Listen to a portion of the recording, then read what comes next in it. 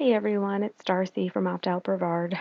We have testing season right upon us, so I just wanted to give you some information to help answer some of the very frequently asked questions that I've received over the past couple of weeks, and hopefully to ease the anxiety of some of the parents and students who are new to opting out. So the first question, obviously, that I get a lot is, when is the test? This is the schedule from the Florida Department of Ed website, but obviously you'll notice here that these are just big, giant test windows. So what we're looking at right now is the paper-based and computer-based writing window. This is what's upon us right now, February 29th to March 4th for paper-based testing, and February 29th to March 11th for computer-based language arts testing. So I hear often, well, when's my kid testing? And unfortunately, I can't answer that for you unless your child goes to the same school as mine.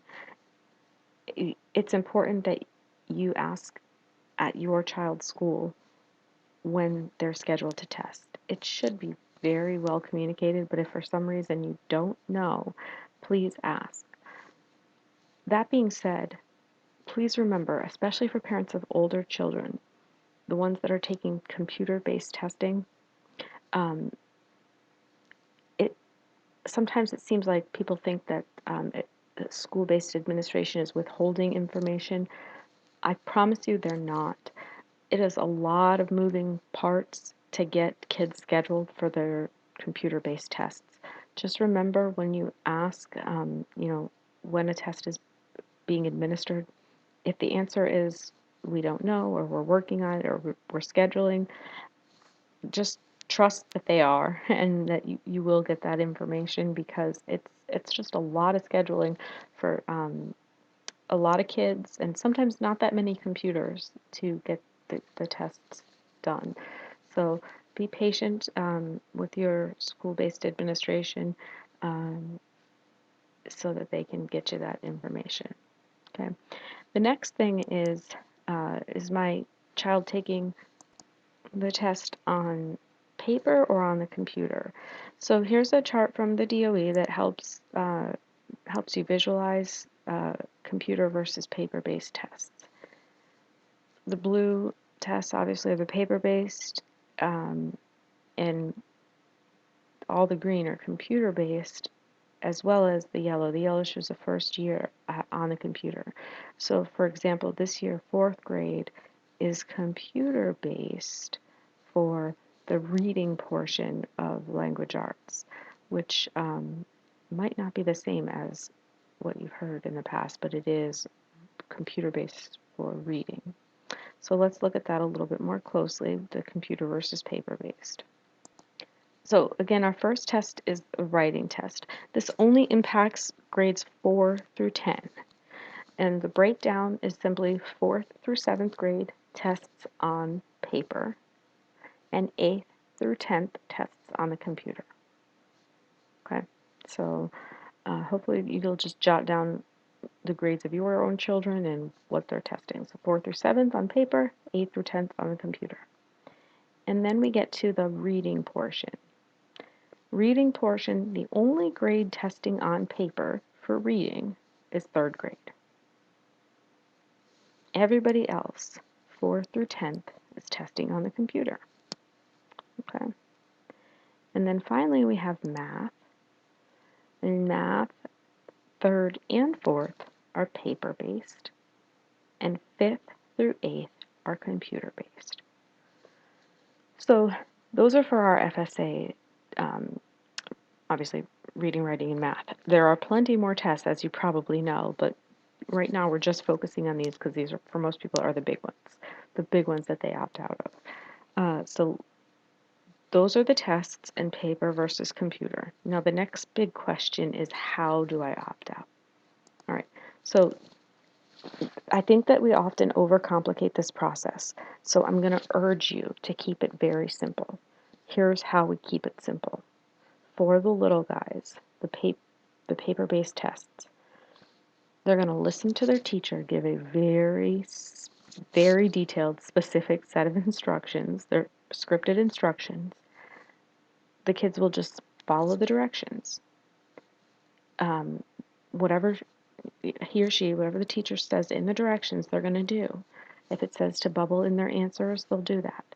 If they get labels, if their test booklets come with their names and everything already labeled, then fine. The script might say, to verify your name and all that sort of stuff. When it gets to the point in the directions where the teacher says slide your pencil through the seal and break the seal, that essentially they're opening up their test booklet. They're going to do that. That's when the test starts. And then everybody gets quiet and they start taking their test. That's when our kids are done because they're not going to take the test. So after they've broken the seal, they've opted out. They're not going to answer any questions. See you later, bye. Hopefully, your teacher is aware that your child is opting out because remember, in Brevard, we do have a directive, so you want to let them make arrangements for where they're going to go. And they will remove them from the test room, and all will be well in the universe of opt-out. Hopefully they will leave with a couple of their classmates and go learn something fantastic in an alternate learning environment. Okay? Now, on the computer-based test, which, as you saw before, is really most of the tests that are administered, the process is just a little bit different. Still, they're going to listen to all of the directions and follow all the directions the teacher gives. When it comes time to log in, that's analogous to starting the test. So they're going to log in. That's how they participate, is by logging in. However, they're not going to answer any questions. If they're able to find End Test Now, last year it was like a red End Test Now button, you want them to click it if it's available. Here's the thing, if they can't find it, if it's not available, we know some of these kids are 8 and 9 and 10 years old. You don't want them to panic. If they can pause to end the test, if they just get up and leave to follow the directive, fine. It really doesn't matter. So I really strongly urge you to remind your students that opting out is civil disobedience. It's a protest. There's no way to over formulize, I don't know if that's a word, but to get too nitty-gritty about this. It's about sending your blank test back and saying, I'm not participating. So if you get too, too caught up in details, you're going to stress your child out. And certainly, from the number of messages and phone calls and text messages and emails that I get, I know that enough of you are stressed out. You have to go back to why you're doing this. So have them send back their blank test. And then celebrate because you've opted out. And most importantly, I have to urge you to remember this. Collectively, we are much more powerful than we often remember.